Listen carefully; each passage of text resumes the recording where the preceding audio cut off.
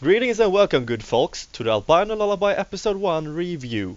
I'm pretty sure those mean the same thing, but let us start regardless. Today the real attack guy, is your not so gracious host. But enough babbling, let's get into it.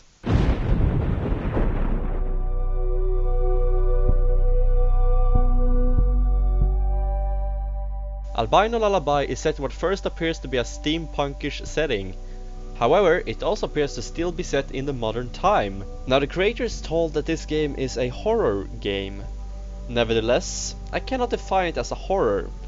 First of all, there are no real jump scares. Now, I dislike jump scares in horror games, so I saw this as a nice bonus. But I also noticed that due to how the enemy works, the game is less of a horror game and more of a dark setting adventure game with unsettling elements. Now, the first thing you're going to notice is the aesthetic. The game looks great. Not in texture quality, as the texture quality is pretty average. However, the environment you traverse have a very interesting look, and it fits very well with the theme of the game. It's a steampunkish world that is set underground, even if one can wonder how they managed to build up this without actually having arms.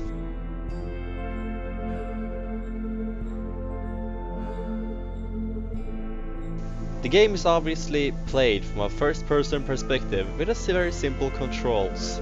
WASD to move around, mouse to look around, space to jump, and E to do stuff and interact with things around the world. It allows for greater freedom than most games made recently though. There are no real limits on how the traversal of levels work. You can literally skip parts of the level just by jumping in the right places. One of these places I realized that you could progress without one of the most necessary items, the blue matches. Now, the blue light gimmick is a thing where there appears to be enemies are afraid to be in the blue light and cannot traverse blue light areas. The reason is explained later in the story, but let's avoid spoilers, shall we? Now, you can light certain blue lamps with matches you find later in the game, which allows for you to create very temporary safe havens or block a passage. Another likely gimmick is what I like to call the bowling ball, which is kind of a grab it push away gun that will create a force field in front of you and will knock enemies over and render them harmless for a few seconds.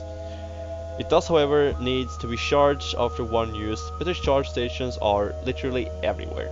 These two gimmicks is your only real protection unless you want to touch on the point of enemies not having arms, thus will not be able to follow you when you traverse a bit outside the core of the map.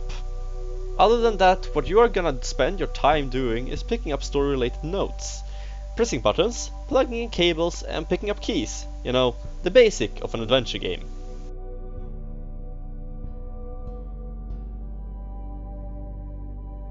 Generally, I do not touch on the point of performance on games much. There are others that do that so much better than me. However, I do feel that I should point out that the frame rate you're gonna have is gonna be extremely varied. Now, I have a GTX 970M with 3GB. Pretty average, could easily run the game at max settings with 60 FPS while recording.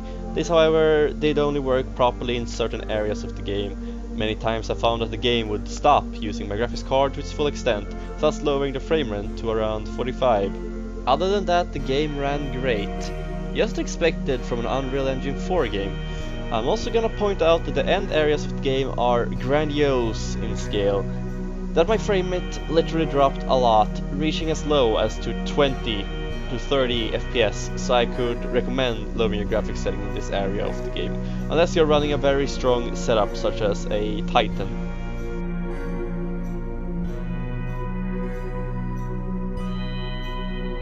Now, the sound is an interesting topic, music in particular.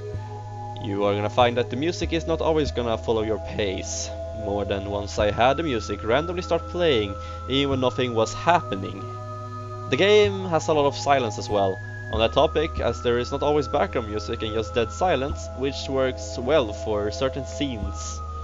And when the music does kick in, it does sound very atmospheric. In fact, you're listening to it right now.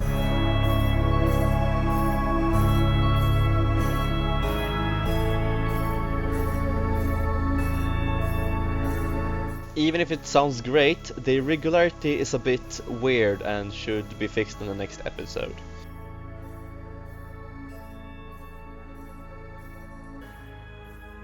Now, in order to avoid spoilers, I'm only gonna talk about the story of the first 30 minutes of the game or so. The game starts with you in a car. Not very steampunkish, right? However, you dodge out of the way for what appears to be one of the enemies of the game and crash into a trailer. You wake up in a cage. Some weird medic raises this cage and then drop it, letting you free, and now you are on the run.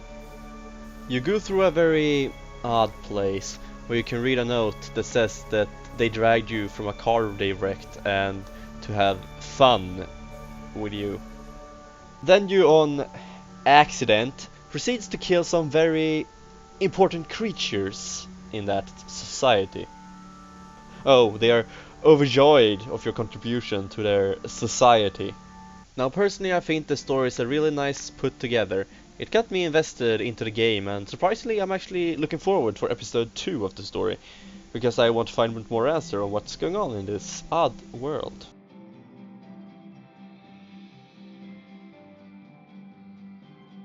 The game is very well put together as a whole.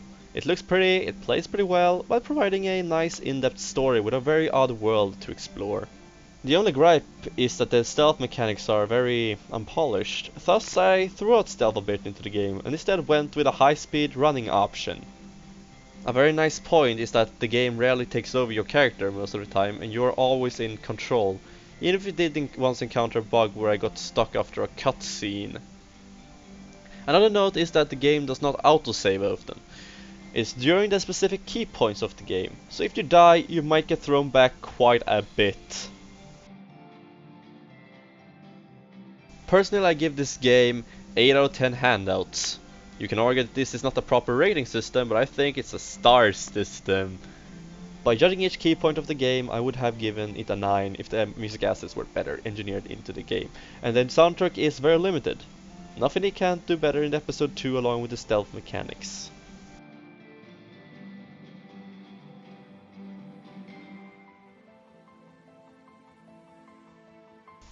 Now for a quick service announcement. We will be giving away 2 copies of Albino Lullaby, one on our YouTube channel and one on Gamehandout.com.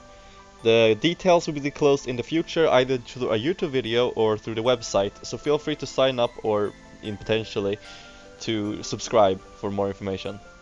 Thank you very much.